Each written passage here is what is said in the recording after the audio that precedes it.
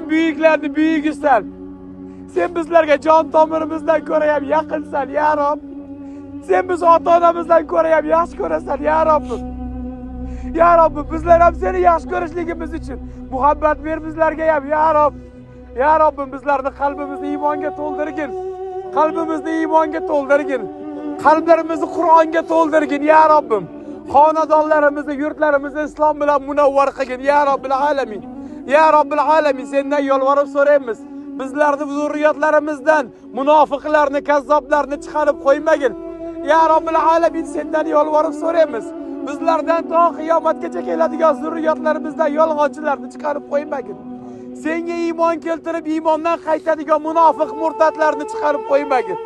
Ya Robbim, bizlardan to qiyomatgacha keladigan zurriyatlarimizdan hofizi Qur'onlarni chiqargin. Olim fuzalolarni chiqargin.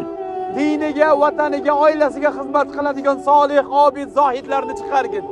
Ya Robbil alamin, juda ko'p gunoh bilan huzuringga keldik. Baytingni ostonasida xor bo'lib o'tiribmiz ya Robbim.